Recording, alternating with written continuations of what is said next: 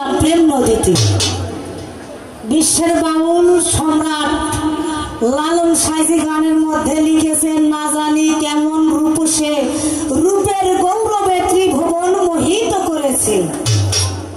কি না জানি কেমন রূপসে, দেখতে মনে হয় বাসনা, নাইকো রূপের ঠিক ঠিকানা, কিসে হয় তার উপাসনা, রূপ সৃষ্টি করলেন কোথায় বসে। আল্লাহ, মোহাম্মদ, আদম, এক নূরেতেই তিনজন, তাই না?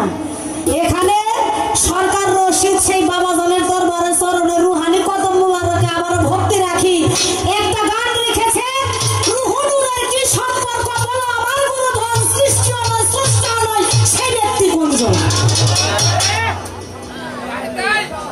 সৃষ্টির মধ্যেও পড়তেছে না, স্রষ্টার মধ্যেও পড়ে না, তাহলে ওই ব্যক্তিটা কোনজন জানার কিন্তু অনেক কথা আছে। দয়া মনের মতো মানুষ পাই নাই আমি, তাইতে কাউরে জিজ্ঞাসা করি না, আজকে দয়াল পাইছি মনের মতো। কিন্তু ওই যে সাইড থেকে কাউন্টার আসে যে কথা বেশি হবে না, কিন্তু আমি কিন্তু যাই হোক অনেক অনেক শ্রদ্ধা এবং সালাম রাখি, ধন্যবাদ। কারণ দয়াল দিন আমি যতটুক বয়স আমার, আপনারা দেখলেই বুঝবেন যে আমার বয়সটা কতটুকু, কিন্তু তার চাইতে আমার গানের জগতের বয়স আরো কম। তো বিষয় হইতেছে যে এমনও মানুষ আছে, এমনও ব্যক্তি আছে যে সারা জীবন পেট ধরে বসেই আছে, কিছু জানেও না কিছু বুঝেও না। যেমন আমি আছি, একদিনের দয়ালের সেবার কোনো কাজেই লাগতে পারলাম না।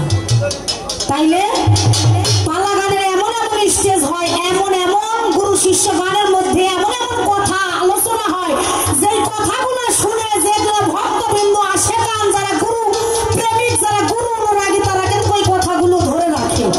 আজকে আমার ইউসুফ সান যে কথাগুলো বলবে, আসে ভক্ত যারা, তারা এই কথাগুলো কিন্তু ধরে রাখবে। কি রাখবে কিনা?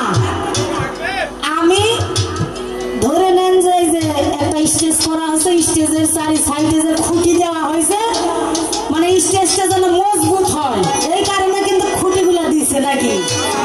ওই খুঁটির মতো আমি এক সাইডে দাঁড়ায় আছি, আমি কিছু জিজ্ঞাসা করতেছি, আমি অভ্রম কাঙ্গাল অভাগী, না জেনে না বুঝে জিজ্ঞাসা করছি, আমার দয়াল যা কিছু দিবে আমি অমৃত বাণী বলে তাহাই আমার ঝুলি করে নিয়ে সেই নওগাঁ জেলা থেকে আসছি, অনেক আশা নিয়ে আসছি, কিন্তু কি আর বলবো।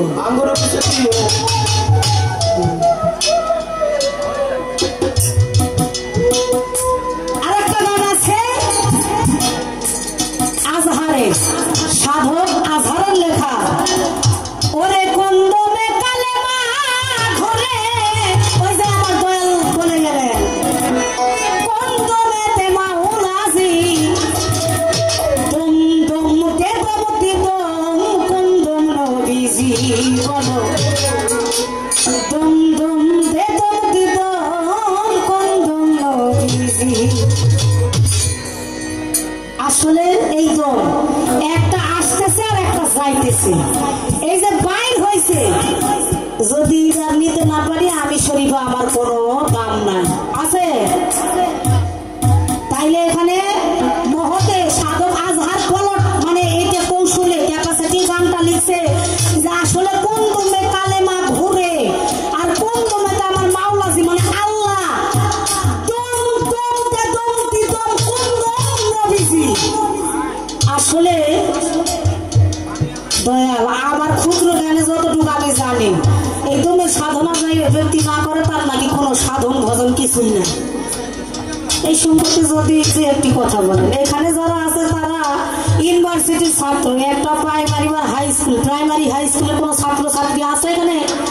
সবগুলো এগুলো ইউনিভার্সিটির ছাত্র ছাত্রী। আপনি যেইটা কইবেন এইটাই একবারে অমৃত সুধা বলে একবারে পুটলি বেঁধে সঙ্গে করে নিয়ে যাবে, আর কে নিবে না নিবে আমি জানি না, কিন্তু আমি নিব।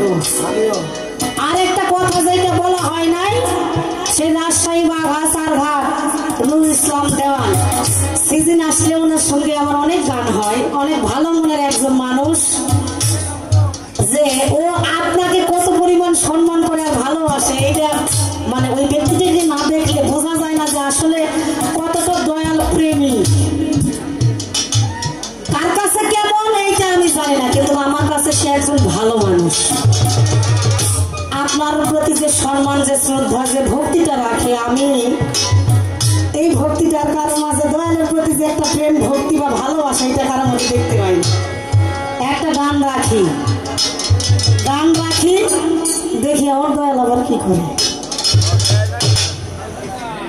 একটা কথায় আছে সালাতুল মিরাজুল মুমিনিন, আযান যখন দেয় তখনও বলে না তাহলে সালাতের মাধ্যমে মাওলার সাথে দিদার হয় কাদের? মুমিনদের। হবে না কার? নামাজি, রোজাদার, হজকারী, হাজী, এদের কারোর সাথে দিদার হবে না। কার হবে? একজন মুমিন এবং একজন মুমিনিনা। যে ব্যক্তি নামাজ পড়ে সে হয় নামাজি, যে ব্যক্তি হজ করে সে হয় হাজী, যে ব্যক্তি রোজা করে সেই হয় একজন রোজাদার ব্যক্তি, আর যেই ব্যক্তি দান করে সেই হয় একজন দানকারী, দানবী।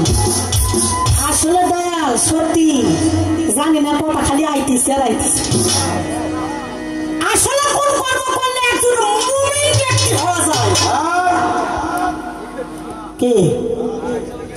নামাজ পড়ি, রোজা করি, হজ করি, যাকাত করি, কোনটাই কাজে আসে না। কারোর সাথে আল্লাহ পাক দিদার করবে না। তার সাথে হবে একজন মুমিন, একজন মুমিন। তাইলে আমি কোন কর্ম করলে একজন মুমিন এবং মুমিনা হতে পারবো? এই কর্মের নামটা খালি বলতেই চলবে।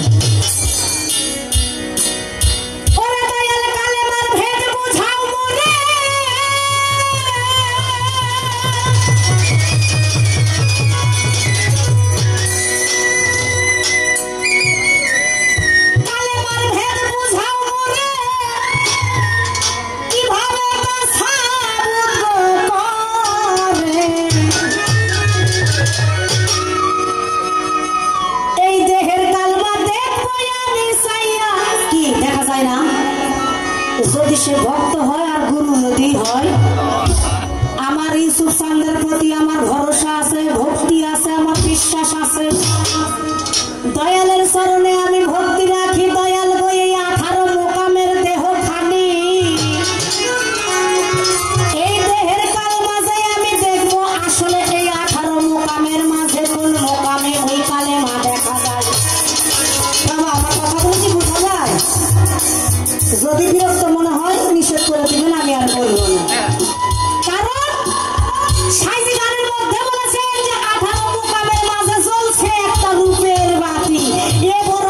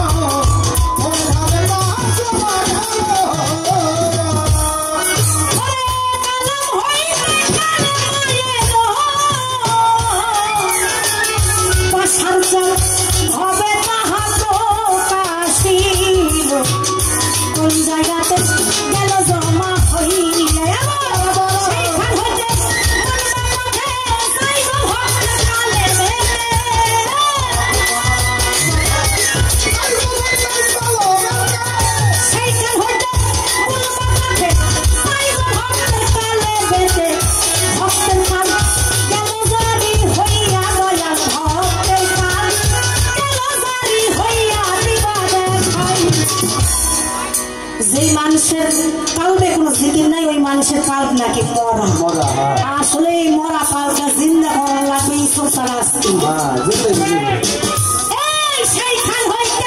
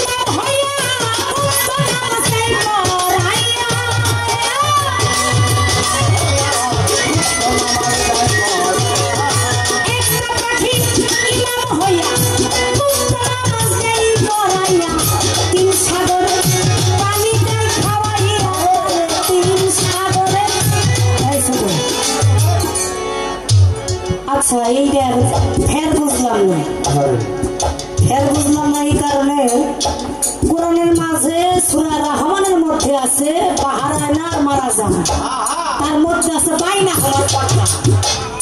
তাইলে এইখানে যে মহতে গান লিখলো দয়াল, এই তিনটা সাগর পাইলে কোন জায়গায়? আরে এই তিনটা সাগর কোরআন তো আমরা সবাই জানি, সবাই মানি নাকি?